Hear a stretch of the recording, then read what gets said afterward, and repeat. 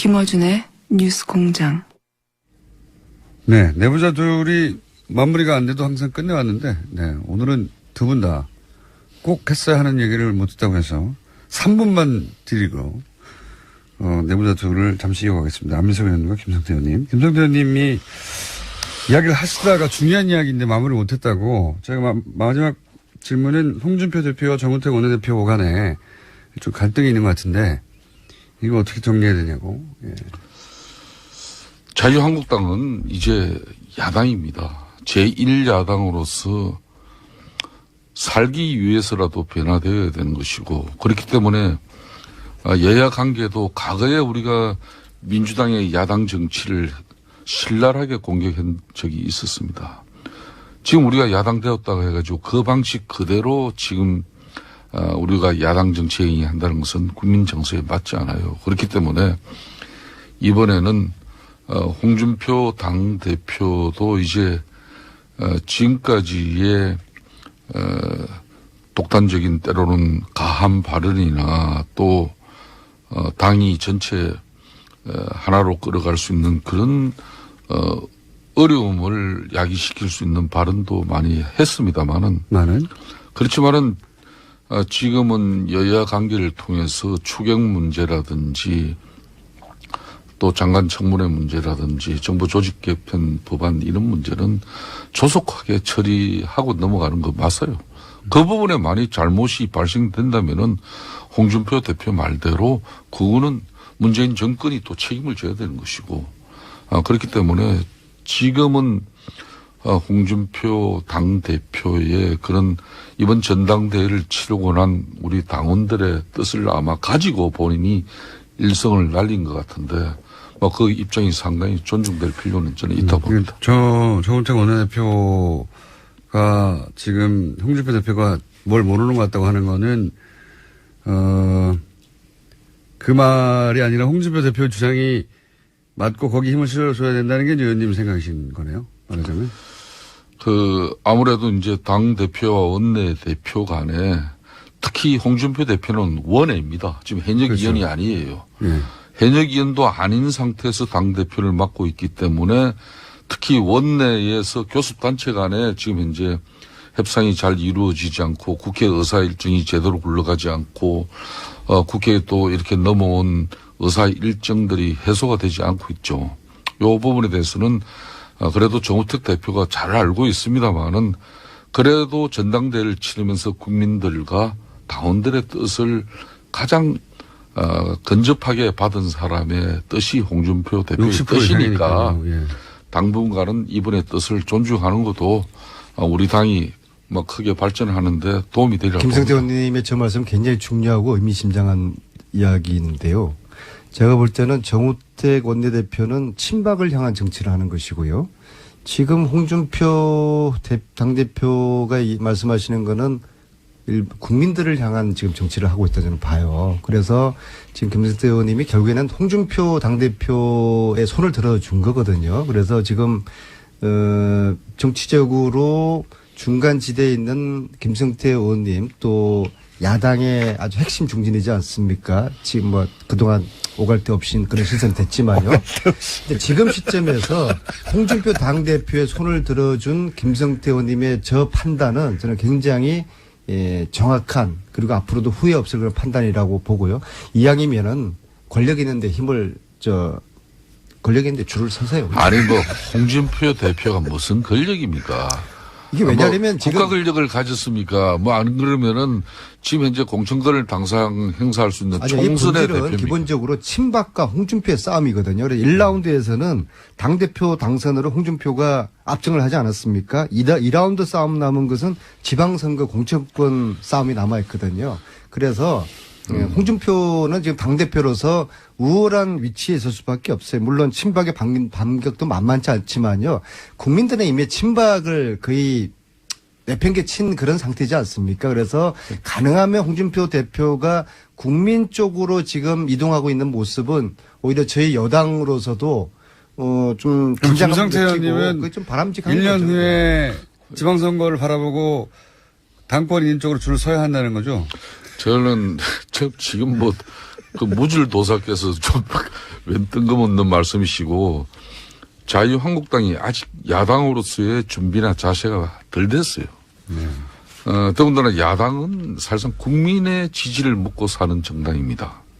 지금 국민의 지지와 국민의 신뢰가 존재하지 않는 그런 정당에서 아직 야당이 야당답게 제대로 역할을 하려면은 국민적 지지를 신뢰를 이끌어내야 돼요. 그렇지만은 한마디로 오늘 아침에 김성태, 홍준표 당대표 손들어 주다 그거 아닙니까? 그런데 그렇죠. 지금 자유한국당의 현실은 제목이 나왔으니까 이제 끝내죠 이제.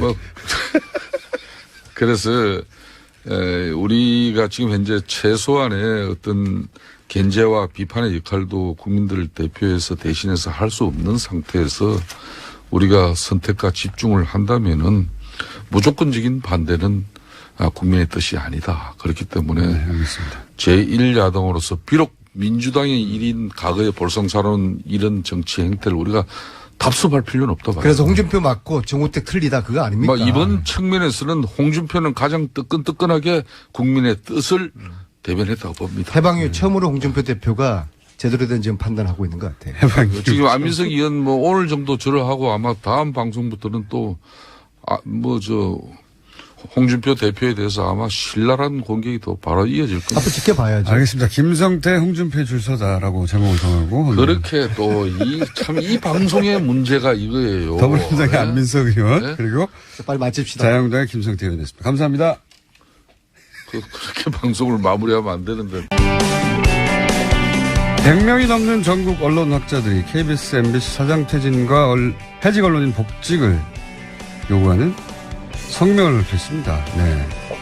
언론 학자들이 이런 성명을 내는 것은 집단 행동에 나서는 것은 이례적인 일인데 이 성명을 주도한 한국예술종합학교 전규찬 교수님 스튜디오에 직접 모셨습니다. 안녕하십니까 교수님. 네, 안녕하십니까. 교수님의 복장으로 굉장히 프리한 복장으로 나오셨습니다. 네.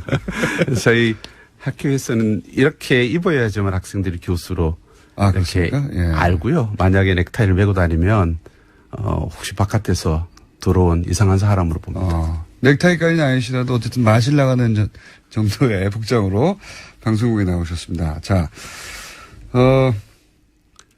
기명으로 보통은 이제 시민단체나 또는 언론 소속 노조가 이런 성명을 많이 발표하는데 교수님들 특히 그중에서 이제 언론을 전공하시는 교수님들이 기명으로 특정 방송사 사장 퇴진하라 하는 요구는 제가 생각하기엔 들어본 적이 없는 것 같은데 왜 기명으로 직접 나서신 겁니까? 사실 크게 대단한 일은 사실 아니라고 생각합니다. 그동안 없었죠, 근데. 예, 좀 이름을 내걸었지만 거룩한 말들, 언론적인 이야기들 할 때는 그렇죠. 이름을 이제 좀 실었죠. 그러나 누굴 콕 찍어서 나가라든지 또 이름을 거명하면서 들어오라라고 했을 때 이름을 건다는 건 좀 부담이 됐던 모양이에요. 그래서 이제 조금 더 많은 분들이 참여할 수 있었을 텐데 인원이 그래도 한 125명 된다는 그런 부담도 있었지 않나는 생각은 듭니다만. 언론학자들이 기명으로 특정 사장을 퇴출시키는 성명에 동참한 핵심적인 이유가 뭡니까? 간단하게 촛불의 명령을 따르는 거고요. 이 촛불이 공영방송 언론도 공범이라고 지명했고 그 공범했던 체제에 있고 가장 탑에 있고 그 많은 책임을 지고 있기 때문에 촛불이 혁명의 정신을 쫓아서 촛불이 명령한 언론 자유, 방송 독립을 이루기 위해서는 그 안에 있는 가장 책임 당사자를 내리고 또 책임 있게 그 안에 들어가서 역할할 수 있는 사람들을 드리기 위해서도 그 부분의 변화는 필요하다는 입장이었습니다. 그런데 이제 법적으로 보자면 이분들의 임기가 보장된 MBC 사장 같은 경우에는 제가 알기로는 거의 3년 가까이 남아 있고요. 네. 그렇죠? 법적으로는 임기가 보장됐는데 구체적으로 위법한 사항이 형사적으로든 민사적으로 확실하게 드러나지 않은 상황에서 물러나라고 하는 것은 부당하다고 얘기하지 않겠습니까? 당사자들은? 많은 분들이 그래서 지난 2008년 정윤주 사장 건을 자꾸 비교해서 이야기하는데요. 네. 그러니까 KBS, 그러니까 새로운 정권이 들어서고 정권에서 특별히 하자가 없자 정권에서 찍어 누르고 결국은 그렇죠. 이제 물러나게 만들었던 그런 강제로 정권이 공영방송의 사장을 물러나게 한 것과 무엇이 다르냐라고 이제 묻게 되는 거죠. 다시 기억을 우리가 정확히 해야 되는 거죠. 2008년 때 한번 보시면 KBS 앞에 예. 가스통을 둔 군복 입은 아저씨들이 그렇죠. 출격을 했었습니다. 보수단체들이. 예. 예. 공영방송을 빨갱이 방송이라고 지목했고 예. 정윤주 사장을 따지고 보면 이제 빨갱이 방송의 사장으로 지목했었죠. 예. 그렇게 아래로부터 이제 밀어붙이고 위로부터 이제 찍어서 정윤주 사장을 내몰았던 거죠. 법적 책임도 물었었죠. 그렇습니다. 근데 지금은 다르죠. 우리가 언제 뭐 가스통을 들고 우리가 KBS에 가는 거 아니지 않습니까? 그래서 정권이 나서서 찍어서 사장을 내쫓아 보내는 게 아니죠. 우리는 오직 촛불의 명령을 따르고 있을 따름입니다. 그리고 어떤 하자가 있는지 여부는 조사하자는 것이죠.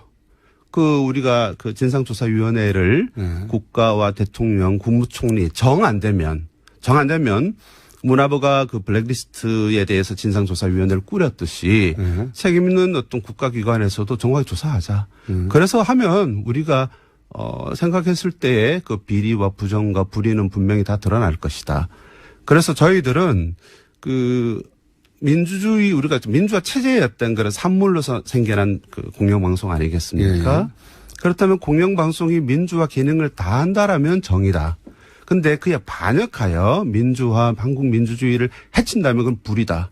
저희들은 헌법 정신을 내세우는 거죠. 헌법 정신에는 불의에 한거한 4.19 어떤 민주 이념을 계승한다라고 돼 있다는 거죠.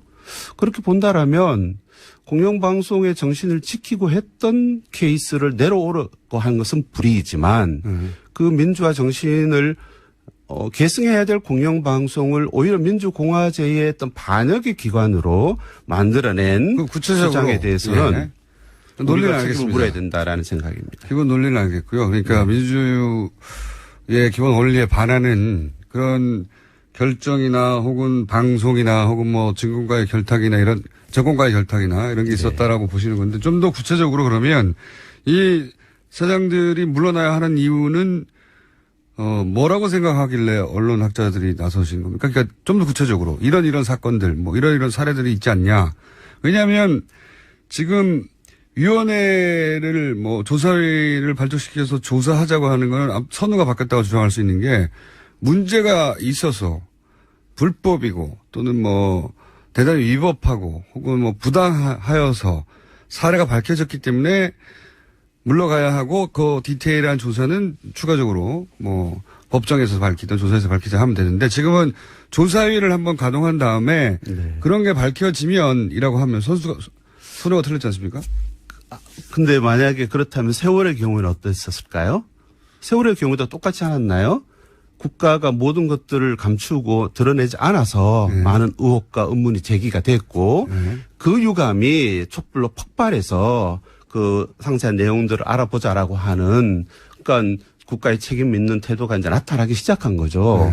그러니까 이명박 박근혜 정권 동안에 근데 국정원이 어떻게 공영방송 탄압에 개입했는지 우리가 어떻게 합니까? 사장이 어떤 명목으로 블랙리스트를 만들어서 출연진 금지를 시켰는지 우리는 사실 모르는 거죠. 그러나 사실은 있었던 거죠. 그리고 최승호라든지 이런 등등의 아주 정말 유능한 저널리스트들을 어떤 목적으로 해고했는지 그 과정이 이 사장이나 사장이 했던 그런 판단으로 되는 건지 아니면 정권에 들어왔는지 아니면 누가 들어왔는지 우리는 모르는 거죠. 그동안 있었던 그런 불합리한 결정들이나 또는 보도들에 대해서 원인 규명을 해보자고. 원인 규명을 해야 됩니다. 왜 이런 일이 있었는지. 그렇습니다. 그런 차원에서 국가가 정권이 책임 있게 이 국가가 언론과 공영방송 수준에서 최소한 부도가 나버린 부분에 대해서 책임지고 진상규명하라라는 것이고요. 그런 부분에서 지금 사실은 방해의 공작을 하고 있다고 저는 보는 거죠. 공영방송이. 그런 점에서 공영방송이 제대로 이런 부분에서 어떤 규명이라든지 진실의 보도가 가능한 수준으로 하기 위해서도 책임 있는 당사자는 언론의 공론의 장으로부터 후퇴하는 게 맞다. 저희들은 그렇게 요구를 하고 명령을 하는 겁니다. 물론 구체적인 사례들은 예를 들어서 MBC의 노조나 MBC의 구성 혹은 KBS의 구성원, KBS의 노조로부터 들어야 되겠죠. 구체적인 일을 그분들이 겪었으니까요. 네, 그분들이 예를 들어서 최근에 KBS 기자 한 270여 명이 말씀하신 대로 KBS 사장, 뭐 이사장 퇴진을 요구하면서 총파업이 들어갔습니다. 네. 어제였나요? 네. 제작거부도 들어갔고 MBC 내에서도 직제별로 그런 성명과 활동을 한 지가 오래됐죠. 오래돼서 내부적으로는 그런 문제에 대한 공감대가 어느 정도 있는 것 같은데. 맞습니다. 그래서 구체적 사안은 그럼 거기서 들어본다고 치고, 그럼 언론학자들이 요구하는 거는 이런 움직임이 있고 실제 문제가 많으니까, 가만히 있지 말고 정부는 그러면 조사회를 구성하라. 이게 첫 번째 요구입니까? 예. 우리 4개 내세운 요구 중에 하나인 건 분명하고요. 네. 이 싸움을 언론사 공영방송 내에 있는 사람들에게 국한시키거나 그렇게 전부 다 맡기지 않겠다라는 단호한 결심입니다. 그러니까 그들끼리만 싸우고 잘 안 알려주고 있는데. 현재는 고립되어 있는 거죠. 밖에 있는 같은 영역의 전문가인 우리가 네. 좀 더 자유로운 우리가 이분들을 도와줘야 되겠다. 아닙니다. 아닙니까? KBS MBC 이사장, 예. 박문진 이사장, 공영방송의 가장 중요한 기관에 언론학자들이 참여했었죠. 예. 그 책임을 우리는 스스로 물은 겁니다. 우리도 참여했었는데. 그렇습니다. 우리 분야도, 우리 학자들도 거기 참여했는데. 그러니까 공영방송이 지금처럼 이렇게 몰락 개판이 된 데는 네. 단순히 그들의 탓만이 아니라 그걸 방임하고 방조하고 심지어 참여해서 정책적으로나 혹은 인적으로 참여해서 이렇게 만드는 우리의 책임도 있다는 걸 분명히 묻는다. 그렇다면 현 사태를 개선하는 것도 우리의 책임이다. 언론학자들이. 이렇게 저희의 자책을 하는 것이고요. 그러니까 이게 이제 관찰하다 보니 그런 문제가 있어서 개입하는 게 아니라 이거 언론학자 우리들의 문제이기도 하다. 그렇습니다. 이건 그래서 일종의 자체 고발이고요. 예. 그래서 실명으로 우리 안에 또 적폐가 있었다라는 것을 내세운 것까지는 저희가 용기 있게 용감하게 하지는 못했죠. 더 많은 우리 분들은. 언론학자들 중에 누구도 문제 있는 거 아니냐. 우리끼리도 자성해야 된다. 여기까지는 못하셨다고요? 까지는 익명으로 동료들이다 보니 했습니다. 좀 더 많은 분들의 이름을 얻기 위해서 불가피하게 했었고요. 그러나 그 부분은 다시 학교로 돌아가서 학교 내에서 학교에서는 비판적인 어떤 그런 다툼과 문제 제기로서 사실 지식인 사회나 학교가 망했지 않습니까? 지난 정권 동안에. 라는 것들을 책임 있는 언론학회에서부터도 시작하자라는 점에서 그 논의를 사실 시작하고 있는데요. 혹시 KBS 기자들 혹은 뭐 MBC PD들 많습니다. 사실 이런 얘기를 하는 분들은 워낙 보도가 제대로 되지 않아서 MBC 내에서 MBC PD들이 그런 얘기를 한다는 걸 MBC가 보도하지 않고요. KBS 기자들이 이런 욕을 한다는 건 KBS가 보도하지 않으니까 맞습니다. 있는지를 모르죠. 있는지를 모르는데 실제로는 아주 부글부글 하는 이야기들이 많습니다. 저희들이 어저께 기자회견 하는데도 카메라가 2개가 떴는데요. 네. 경향신문이 카메라를 띄워서 이제 동영상으로 배포했고요. 하나는 MBC가 떠서 제가 노조위원장에 물어봤습니다. 여기서 무슨 카메라고 하니까 체증 카메라일 가능성이 있다고 했습니다. 카메라. 그러니까 우리가 지금 이렇게 중요하게 문제 제기하는 게 고립되고 사실 MBC 안에 싸우고 있는 많은 목소리들이 완전 이렇게 폐쇄돼 있죠. 그분들하고는 혹시 교류가 있었습니까? 어저께 나와서 뜨거운 눈빛을 사나이들 사이에서 교환을 했었고요. 처음 있는 일입니까? 사나이들만 교환했겠습니까? 여성분들 사실은 있었겠죠. 오셔서 작가분이나 PD분들 오셔서 저희들과 뜨거운 또 포옹도 했습니다. 처음으로 혹시 언론학자들과 이런 그 공영방송 내 구성원들과 만난 겁니까? 언론학자들은 사실 자존심도 세고 또 부끄러움이나 이런 소박해서요. 이렇게 서명은 하지만 직접 가서 하진 직접 나서 이렇게 하긴 되게 어려워서 의외네요, 그것도. 예, 그래서 직접 그 걸음을 했고 많은 분들 MBC 그렇게 기괴하게 큰 거 처음 봤다라고 하신 분들조차 있었습니다. 그 방송국이 상암에. 이사 가고 나서 그 MBC를 처음 가보면 언론학자들이 현장에 가보셔야죠. 하나는 뭐 수치감이고 하나는 불쾌감이고 하나는 거리감들이 있어서. 우리는 학자니까 이런 것도 있군요. 또 꼴보기 싫었던 측면도 아니겠습니까? 싫었던 측면도 있고. 이런 언론학자들이 나서서 공영방송에 공개적으로 문제 제기를 하는 것은 내부적으로 힘들게 싸우시는 이 구성원들한테는 큰 힘이 되겠네요. 예, 말씀드렸다시피 저희 언론 등상에 있는 활동가 입장에서 자주 봤던 표정과 어제 몇 분 아니지만 125명 이름으로 학계 이름으로 왔을 때 그분들 대하는 표정은 정말 달랐습니다. 학자들이 이런 자리를 오히려 찾아가서 기자들과 구성원 PD들과 여기서는 학문적인 관점에서의 관점도 이론도 논리도 제공하고 그쪽에서는 절박한 상황에 대한 구체적인 사례들도 학자들에게 전달하는 만남의 장이 더 있어야 되지 않을까요? 그래서 제가 이야기할 때 부끄럽다고 말씀드렸고요.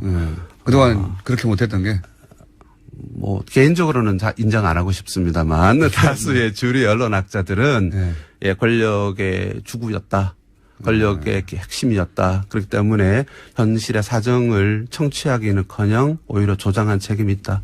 그래서 걸음을 계속하고 이 부분에 대해서 당신들이 책임져라라고 하는 강한 질책과 비판의 목소리들을 안팎에서 많이 제기할 필요가 있습니다. 저희도 사실은 뭐 라디오 방송을 하고 있기 때문에 이 KBS나 MBC 방송의 내부 동향이나 혹은 뭐 해고되신 분들이나 혹은 그들이 느낀 문제의식에 대해서 관심이 많아요. 그러실 것 같습니다. 관심이 많은데 이분들 인터뷰하는 게 그렇게 녹록하지 않습니다. 쉽지가. 왜냐하면 그분들을 인터뷰하는 순간 그분들은 또 사내에서 한편으로는 그런 주장을 하는 시민이기도 하지만 또 한편으로는 직장인이잖아요. 직장인으로서는 바로 불이익을 당하거든요. 맞습니다. 하기가 쉽지 않아서 이 문제를 다루기가 쉽지 않습니다, 사실. 사실은 뭐 최승호나 이런 관록에 있는 선수들이야 놔둬도 지들이 알아서 이제 싸워갈 텐데 그 어린 친구들 이 스스로 양심에 따라서 움직이는 친구들은 정말 보호가 필요합니다. 제가 이 행동을 시작하게 된 거는 MBC의 가장 말단 기자가 있었습니다. 실명을 밝혀도 될지 모르겠는데요. 밝히시죠, 뭐. 예, 곽동건 기자가 공채의 마지막 기수인데요. 보도국에. 이제 들어간 친구들과 함께 이 투쟁에 가담을 했습니다. 내가 알고 들어왔던 MBC가 아니다. 뭐 이런 거죠. 그렇겠죠, 아마도. 더 이상의 수치와 모멸, 환멸은 거부한다. 그래서 사실은 그 친구가 이제 저희가 제 학교에서 직접 가르친 친구는 아니지만 언론학자로서 언론학을 공부해서 공영방송에서 한국 민주주의, 언론 민주주의를 책임지겠다고 들어간 친구들이죠. 그런 친구들에게 우리가 힘을 보태는 것은 물론이고 우리가 책임을 져야 된다는 거고요. 그 친구들이 사실 제가 동거나 선생들도 나간다. 버텨라. 김장겸은 아웃. 박동건은 스테이. 뭐 이런 목청을 냈을 때도 알면서도 그 친구들은 저희들이 갔을 때도 제 1인 시위 때나 우리 기자회견 때 나오지 못합니다. 그렇지만 저희들은 다 아는 거죠. 자, 오늘은 그런 성명이 났다는 소식까지 전하고요. 앞으로 한 번 더 모시면 그때는 뭐 KBS, MBC 당사자들, PD 또는 뭐 기자 이런 분들과 함께 다시 한번 이 자리를 마련하고 싶은데 앞으로 계획은 어떠십니까? 하나만 좀 말씀을 좀 짧게 드리죠. 이걸 공영방송에 있는 기자 언론인 문제만으로 우리가 국한시키지 말자라는 거죠. MB 박근혜 기간 동안에 언론과 표현의 자유로 억압받은 많은 민중 대중들이 있습니다. 우리는 국제적인 질서로도 계속 그렇습니다. 이 문제까지를 언론 탄압 진상조사위원회에서 다루려고 하는 것이고요. 최승호도 그렇게 말했습니다. 해직 언론이 몇 명인지를 자꾸 말하지 말자. 그만큼 고통 많은 사람들과 문제에 대해서 우리가 눈길을 돌리자라고 했고요. 해직된 분들은 상징적인 부분들이고 사실은 남아있는 사람들에게도 그런 고통이 그렇죠. 익명에 너무나 많은 그로 인해 피해를 받은 거는 국민 다수죠. 그렇습니다. 그래서 저희들은 MBC 뉴스를 안 보게 되는 거 아닙니까? 맞습니다. 안타깝게도. 그렇습니다. 그래서 제가 오면서 생각했는데요. 여기 TBS에서 뉴스 공장이 돌아가지 않습니까? KM에도 뉴스 공장이 돌아가도록 해야 된다. 그래서 저희는 무슨 얘기인지 모르겠지만 하여튼 저한테 유리한 내용인 것 같아서. 지금 공장이 안 돌아가니까요. 그래서 저희들은 글을 KM, KBS, MBC에서도 KBS와 MBC에도 그들의 뉴스의 정상적 뉴스의 공장이 돌아가도록 한다. MBC의 뉴스를 생산하는 뉴스 데스크의 공장 기능이 상실됐다. 그래서 저희가 할 수 있는 거는 뭐 글을 쓰는 거고 이제 가진 입으로 말을 하는 것이겠지만 행동으로도 나선다. 그래서 방통위가 되든 국회가 되든 뭐 청와대 국무총리가 되든 우리의 분명한 의사 학계의 125명의 이름으로 모아진 여론은 적극적으로 이 뜨거운 여름에도 계속 전달하겠다. 이까지는 약속을 드리겠습니다. 알겠습니다. 학자들이 더 많이 동참할수록 그리고 어느 시점에 기자들 그리고 PD들 내부 구성원과 함께 나오실 수 있는 시점쯤에 한 번 더 모시기로 하겠습니다. 꼭 그렇게 해 주십시오. 오늘 말씀 감사합니다. 지금까지 언론 학자들의 성명을 주도한 한국예술종합학교의 전규찬 교수였습니다. 감사합니다. 네, 고맙습니다. 저희 반론기는 항상 열려 있으니까 해당 방송사 측 혹은 뭐 방금 언급하신 국정원의 반론 언제든지 저희가 받습니다.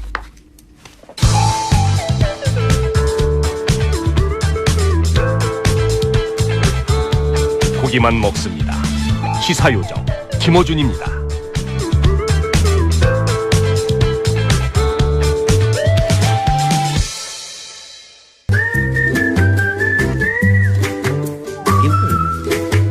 김진애 박사님.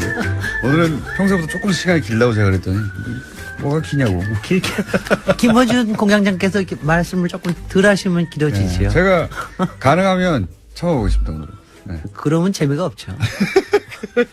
아니 제일 많이 듣는 멘션 중에 하나가 김어준 공장장 좀 그만 얘기하라. 김진애 얘기 좀 듣자. 저는 모든 코너에서 그 말을 듣습니다. 그런데 그거 빠지면은 김어준이 아니죠. 그거는 뉴스에 그렇죠? 재미없어요. 그럼요. 네.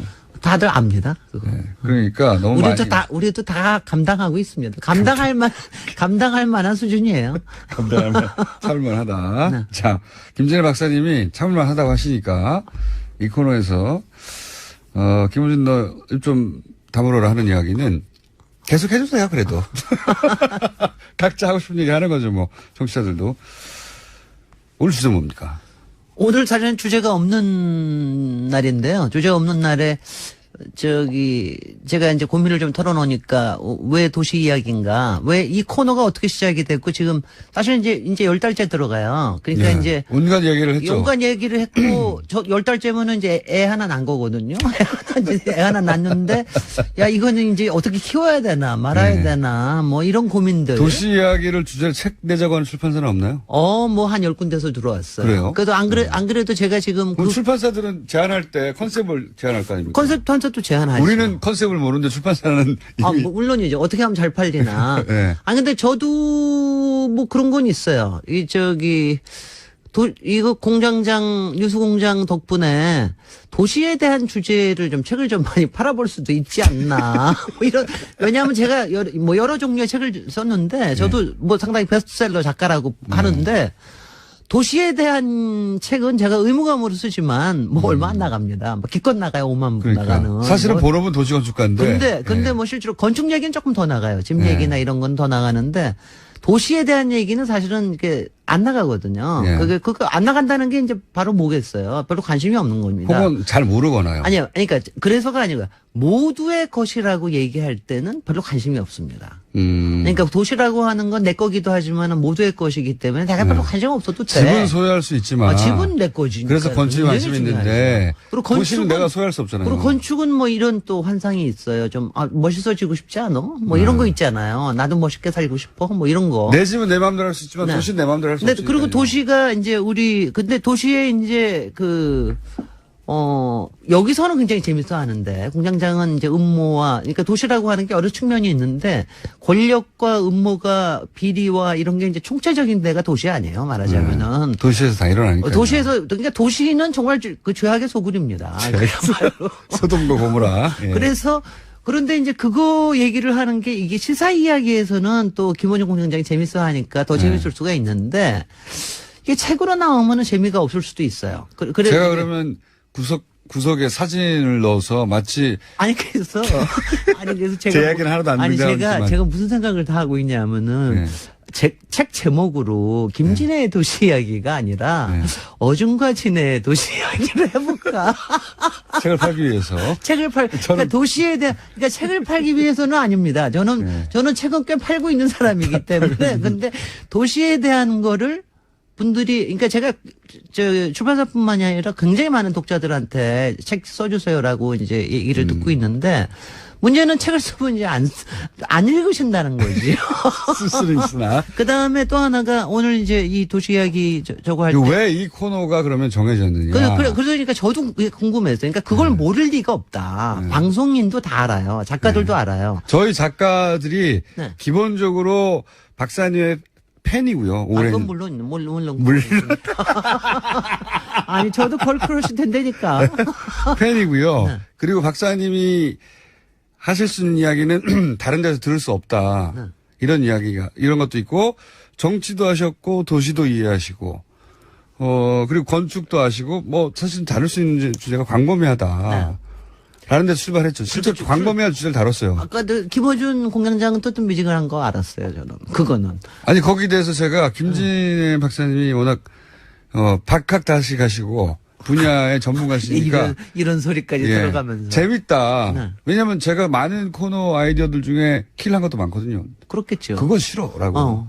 김진애 박사님, 그건 재밌겠어. 아니, 그런데 이런 태도였어요. 아니, 그래서 시작한 건 압니다. 그러니까 김어준 때문에 시작된 게 아니라 우리 작가 중에 한 분이 특히 건축가 나오신 작가분이 한 분이 굉장히 이제 저를 좋아해서 이걸 한번 해보자. 책을 많이 읽어봤고, 실제로. 그리고 실제로 그 건축가 작가분이 저 때문에 건축가 선택하신 그런 얘기도 들었고요. 저 때문에 인생을 베린. 저하고는 상관없는 이유예요.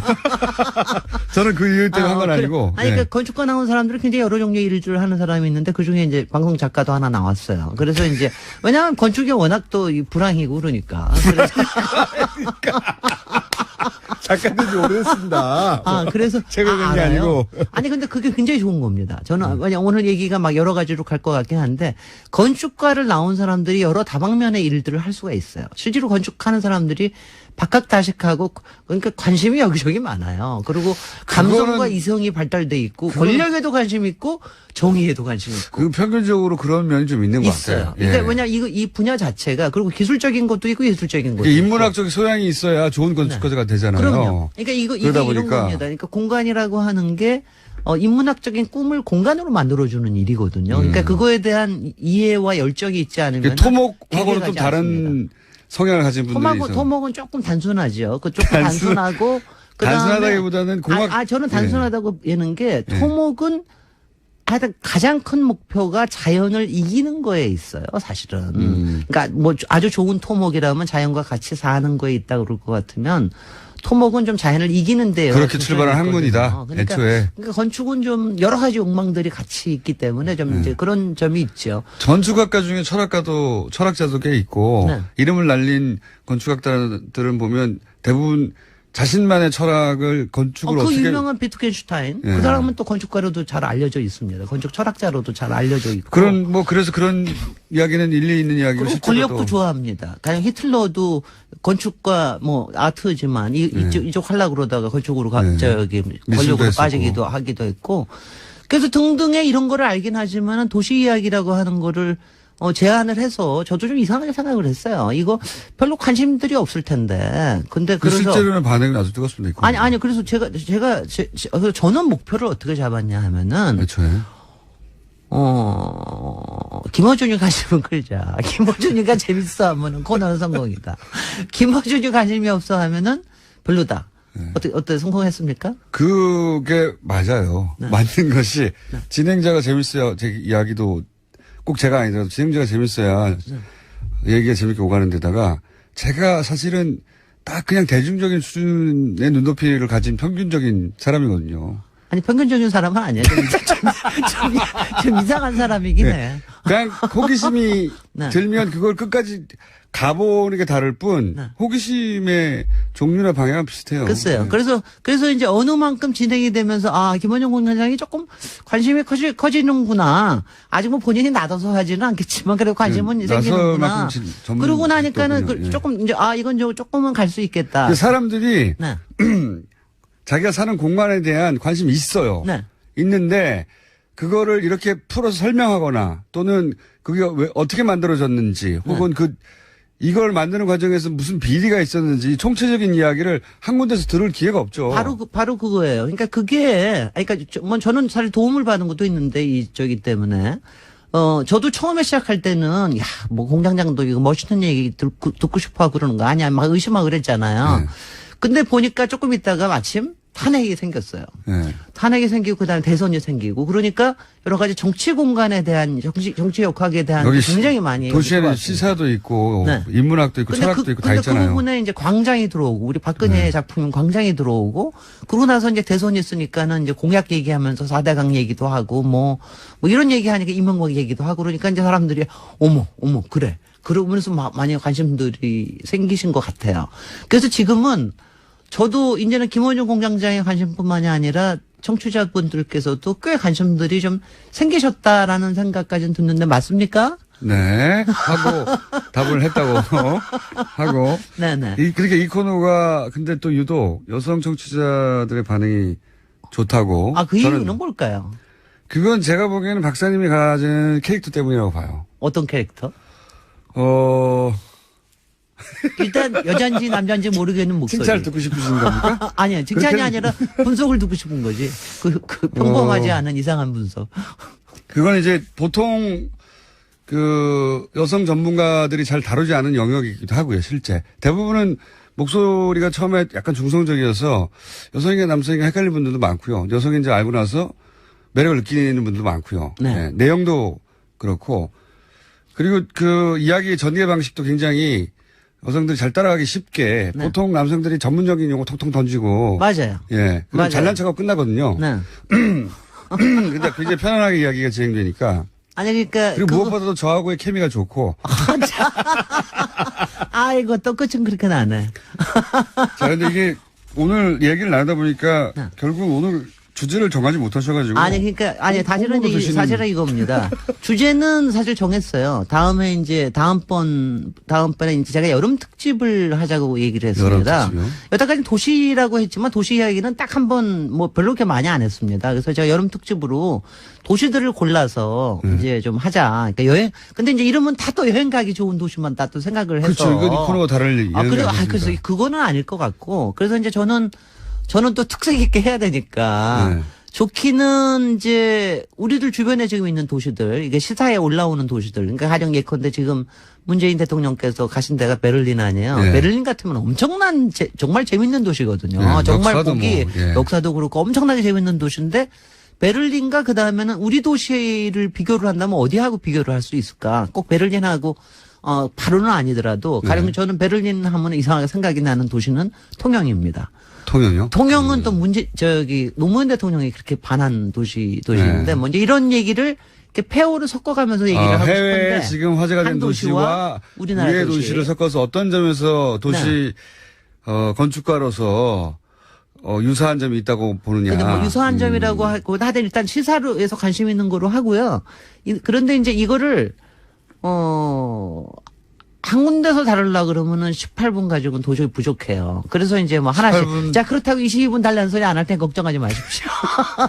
그래서 이제 하나씩 다음 네. 주에는 베를린 저희는 하고 그 18분 동안 다음에는 나라의 운명도 다 얘기하고 다 해야 되겠죠. 하는데요. 그리고 그 다음에 통영 얘기하고 뭐 이런 식으로 제가 네. 이제 몇 개를 여름에는 좀 그렇게 가보려고 그럽니다. 여름에 가서 그렇게 하면 그러면은. 주문 이제- 사항이 있습니다. 그렇게 앞으로 코너에 대해서 말씀하시는 거라면 저는 항상 많은 분야에 관심이 있는데 실제로 호기심 많아요. 저는 궁금하면 꼭 예를 들면 어느 나라 궁금하면 그 나라 가봐야 되고 누가 궁금하면 그 사람을 만나봐야 되고 누가 시키지도 않았는데 그래요. 그런데 세상에 너무 많은 분야가 있기 때문에 다 알 수가 없잖아요. 그렇죠. 그런데 이 건축이나 혹은 도시 분야에 있어서 네. 내가 어디 가가지고 아는 척 할 만큼의 네. 얕은 지식이지만 얕지만 얕다기보다는 폭이 좁은 지식이지만 굉장히 깊이 있는 거지 않습니까? 주문도 많어. 하여튼. 이런 거 있잖아요. 예를 들어서 와인 얘기를 하면 네. 와인 그거 어떻게 합니까? 네. 그 오랜 역사와 그 라벨들을 모르니까 포기하게 되는데 5분 이내에 아는 척하는 매뉴얼 같은 거 있어요. 그거 있어요. 그거는요. 예를 들어서 여자를 꼬실 수 있는 거, 남자 꼬실 수 있는 거 있어요. 그 와인 자기가 중에서- 좋아하는 건축가 얘기하는데 남자 꼬시는 거하고 여자 꼬시는 거 완전히 다릅니다. 아 그래요? 네, 완전히 다릅니다. 그거 중요한 정보. 굉장히 중요한 거. 그런 거 말이죠. 여름 그러니까- 특집으로 그런 그러니까 거. 여자한테 얘기할 때 제가 아까 얘기했어요. 제가 여자이기 때문에 이걸 어필하는 끌고 부분이죠. 나가는 게 있다고 그러는 게 뭐냐면 이게 호기심이거든요. 네. 그러니까 호기심은 나의 주제를 여기 삶에서부터 푸지 출발을 마시고 해가지고 오늘 다 푸지 안 마시고. 하고 시간이 없어요. 근데 안 해줄 거야. 그렇게 몰래 가르쳐 줄 거야. 짧은 시간 내에 어디 가서 아는 척 할 수 있는 예를 들어서 와인이다 그러면 사람 이름 하나 와인 브랜드 2개 뭐 이렇게 해가지고 그거 알아? 그거 너무. 이렇게 통속적인 주문이나 하고 말이죠. 도시는, 여러분, 도시는 사실은 굉장히 여러 가지 얘기가 있습니다. 그 안에 건축도 담고 있고, 집도 담고 있고. 역사도 정치제도도 있고. 예, 정치도 있고, 시세도 있고. 그 다음에 정말 이 비리와 음모에 관련된 것도 있고, 여러 가지, 우리 생활에 관련된 것도 있고. 우리 지난번에 왜 화장실 얘기하니까 얼마나 신나하십니까? 그러니까. 그런 것처럼. 그러니까 이 얘기는 무궁무진하니까. 여름 특집으로. 그러니까 제가 여름 특집으로 하고 김호준 공장장이 잘릴 때까지 할게요. 10분 만에 파악할 수 있는 여름 특집으로 파악할 수 있는 10분 만에 아는 척할 수 있는 아는 척 매뉴얼. 네. 네. 아는 척 도시에 매뉴얼. 대한 아는 척 매뉴얼. 네. 한 두세 번만 해주세요. 도시와 건축에 대해서. 글쎄. 건축 얘기 나오면 이게 어디서부터 접근해야 될지 모르고 건축도 너무 많고 유명한 것도 너무 많잖아요. 근데 그중에 한 두 가지, 세 가지 더 많이 외울 수는 없거든요. 네. 두 가지, 세 가지 정도만 알고 그걸 상대방과의 대화 중에서 너무 많이 아는 사람처럼 보일 수 있는 기술. 너무 많이 아는 사람처럼 보이는 기술. 근데 너무 많이 아는 사람은요. 별로 매력 없습니다. 그러니까 두세 가지만 얘기하고. 좀 맛깔지다. 이 사람 좀 뭔가 더 있을 것 같은데? 이런 거. 빙산의 팀만. 빙산의 팀. 근데 고급스러운 걸로. 네. 그런 걸로 좀 준비해 주시면. 저거 하고 도시 이야기는 책 쓰는 거는 제가 하여튼 7월달 중에 이 여름 특집 하면서 열심히 고민해가지고 또 생각을 해봐야겠습니다. 자, 다음 시간에 그러면은, 도시 건축에 대한 아는 척 매뉴얼 시작하겠습니다. 김재래 박사님이었습니다. 감사합니다. 안녕. 네, 지금 현재 협상이 잘 이루어지지 않고 국회 의사 일정이 제대로 굴러가지 않고 국회에 또 이렇게 넘어온 의사 일정들이 해소가 되지 않고 있죠. 이 부분에 대해서는 그래도 정우택 대표가 잘 알고 있습니다만은 그래도 전당대회를 치르면서 국민들과 당원들의 뜻을 가장 근접하게 받은 사람의 뜻이 홍준표 대표의 뜻이니까 예. 당분간은 이분의 뜻을 존중하는 것도 우리 당이 크게 발전하는데 도움이 되리라고 김성태 봅니다. 의원님의 저 말씀 굉장히 중요하고 의미심장한 이야기인데요.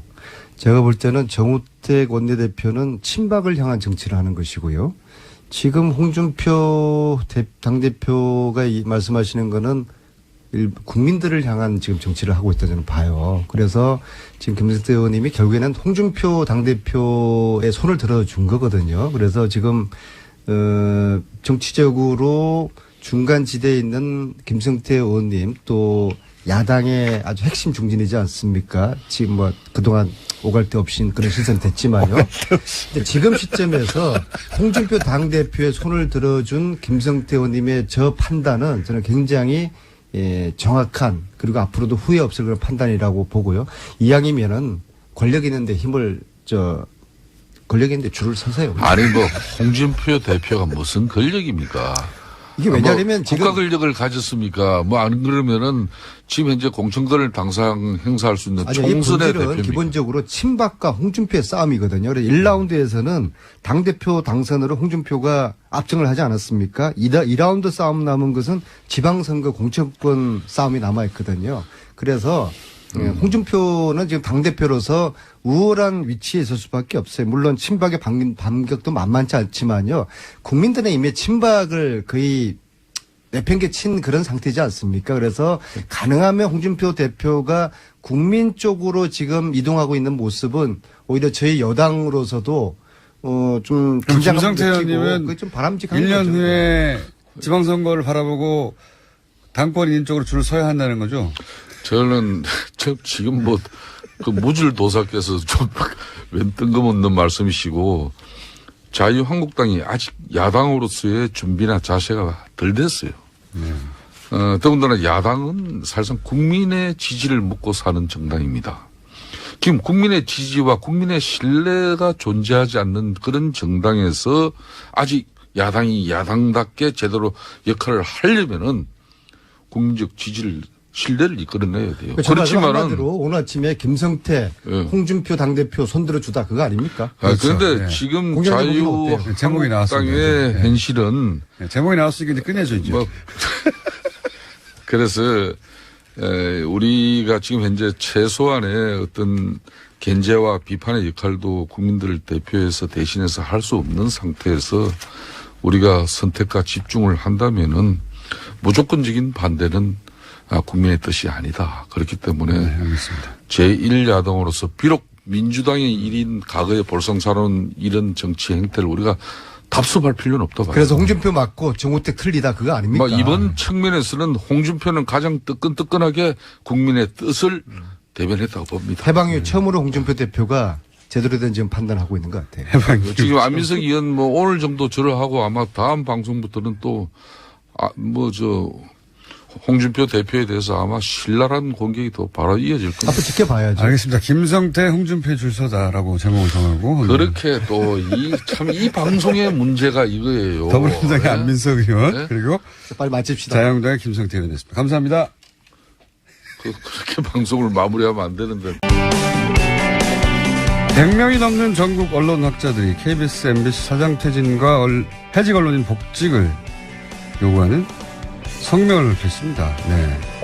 언론학자들이 이런 성명을 내는 것은 집단행동에 나서는 것은 이례적인 일인데 이 성명을 주도한 한국예술종합학교 전규찬 교수님 스튜디오에 직접 모셨습니다. 안녕하십니까 교수님. 네, 안녕하십니까. 교수님의 복장으로 굉장히 프리한 복장으로 하고 있습니다. 네. 저희 학교에서는 이렇게 입어야지만 학생들이 교수로 이렇게 예. 알고요. 만약에 넥타이를 메고 다니면 혹시 바깥에서 들어온 이상한 사람으로 봅니다. 넥타이까지는 아니시라도 어쨌든 마실 나가는 정도의 복장으로 방송국에 나오셨습니다. 자, 기명으로 보통은 이제 시민단체나 또는 언론 소속 노조가 이런 성명을 많이 발표하는데 교수님들 특히 그중에서 이제 언론을 전공하시는 교수님들이 기명으로 특정 방송사 사장 퇴진하라 하는 요구는 제가 생각하기엔 들어본 적이 없는 것 같은데 왜 기명으로 직접 나서신 겁니까? 사실 크게 대단한 일은 사실 아니라고 생각합니다. 그동안은 없었죠, 근데. 예, 좀 이름을 내걸었지만 거룩한 말들, 언론적인 이야기들 할 때는 그렇죠. 이름을 이제 좀 싫었죠. 그러나 누굴 콕 찍어서 나가라든지 또 이름을 거명하면서 들어오라라고 했을 때 이름을 건다는 건 좀 부담이 됐던 모양이에요. 그래서 이제 조금 더 많은 분들이 참여할 수 있었을 텐데 인원이 그래도 한 125명 된다는 그런 부담도 있었지 않나는 생각은 듭니다만. 언론학자들의 기명으로 특정 사장을 퇴출시키는 성명에 동참한 핵심적인 이유가 뭡니까? 간단하게 촛불의 명령을 따르는 거고요. 이 촛불이 공영방송 언론도 공범이라고 지명했고 그 공범했던 체제에 있고 가장 탑에 있고 그 많은 책임을 지고 있기 때문에 촛불이 혁명의 정신을 쫓아서 촛불이 명령한 언론 자유, 방송 독립을 이루기 위해서는 그 안에 있는 가장 책임 당사자를 내리고 또 책임 있게 그 안에 들어가서 역할할 수 있는 사람들을 드리기 위해서도 그 부분의 변화는 필요하다는 입장이었습니다. 그런데 이제 법적으로 보자면 이분들의 임기가 보장된 MBC 사장 같은 경우에는 제가 알기로는 거의 3년 가까이 남아 있고요. 그렇죠? 법적으로는 임기가 보장됐는데 구체적으로 위법한 사항이 형사적으로든 민사적으로 확실하게 드러나지 않은 상황에서 물러나라고 하는 것은 부당하다고 얘기하지 않겠습니까? 당사자들은? 많은 분들이 그래서 지난 2008년 정윤주 사장 건을 자꾸 비교해서 이야기하는데요. 네. 그러니까 KBS, 그러니까 새로운 정권이 들어서고 정권에서 특별히 하자가 없자 정권에서 찍어 누르고 결국은 이제 물러나게 만들었던 그런 강제로 정권이 공영방송의 사장을 물러나게 한 것과 무엇이 다르냐라고 이제 묻게 되는 거죠. 그것이 기억을 우리가 정확히 해야 되는 거죠. 2008년 때 한번 보시면 KBS 앞에 가스통을 둔 군복 입은 아저씨들이 그렇죠. 출격을 했었습니다. 공영방송을 빨갱이 방송이라고 지목했고 정윤주 사장을 따지고 보면 이제 빨갱이 방송의 사장으로 지목했었죠. 그렇게 아래로부터 이제 밀어붙이고 위로부터 이제 찍어서 정윤주 사장을 내몰았던 거죠. 법적 책임도 물었었고. 그렇습니다. 근데 지금은 다르죠. 우리가 언제 가스통을 들고 우리가 KBS에 가는 게 아니지 않습니까? 그리고 정권이 나서서 찍어서 사장을 내쫓아 보내는 게 아니죠. 우리는 오직 촛불의 명령을 따르고 있을 따름입니다. 그리고 어떤 하자가 있는지 여부는 조사하자는 것이죠. 우리가 진상조사위원회를 국가와 대통령, 국무총리 정 안 되면 문화부가 그 블랙리스트에 대해서 진상조사위원회를 꾸렸듯이 책임 있는 어떤 국가기관에서도 정확히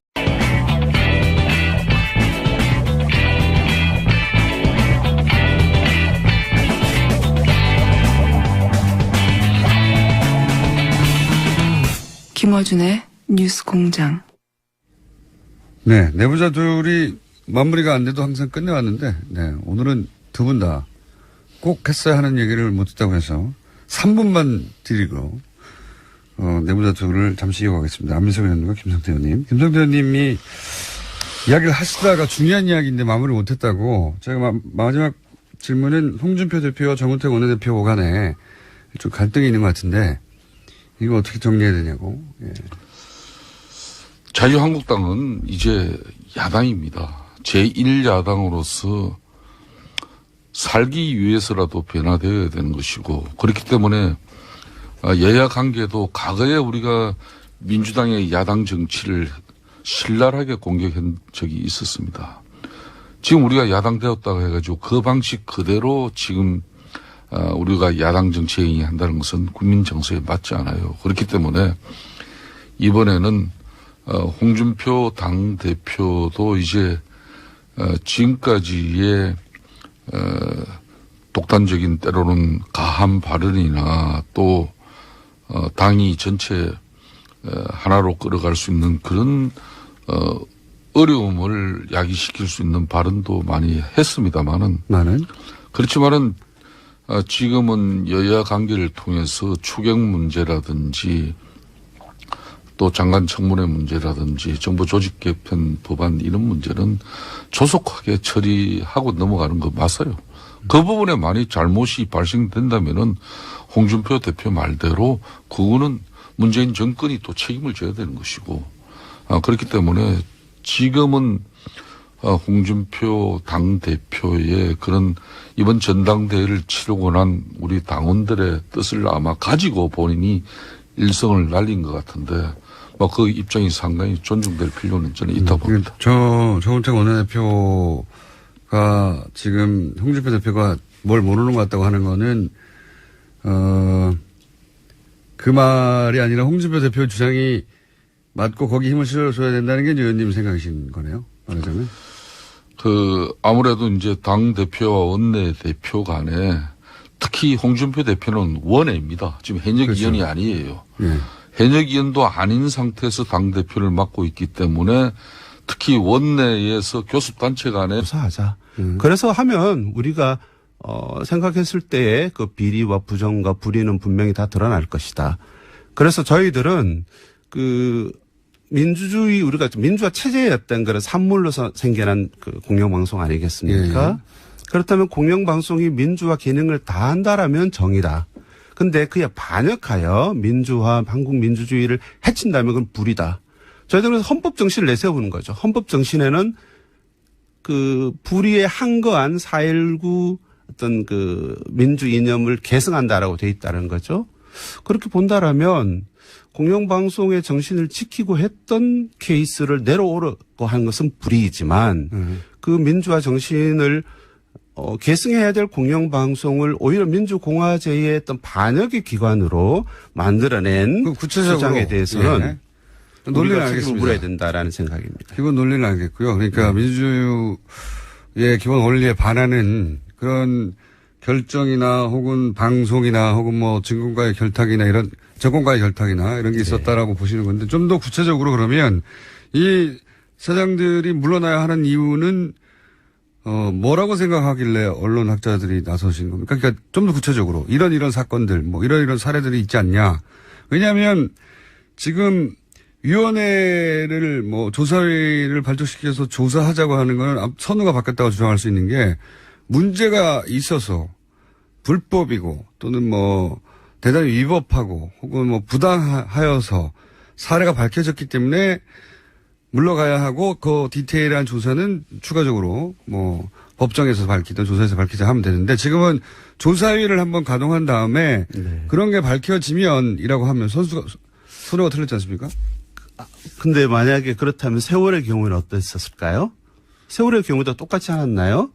국가가 모든 것들을 감추고 드러내지 않아서 많은 의혹과 의문이 제기가 됐고 그 유감이 촛불로 폭발해서 그 상세한 내용들을 알아보자라고 하는 그러니까 국가의 책임 있는 태도가 이제 나타나기 시작한 거죠.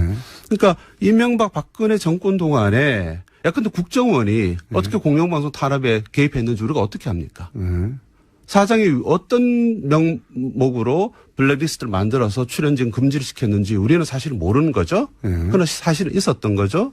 그리고 최승호라든지 이런 등등의 아주 정말 유능한 저널리스트들을 어떤 목적으로 해고했는지 그 과정이 이 사장이나 사장이었던 그런 판단으로 된 건지 아니면 정권에 들어왔는지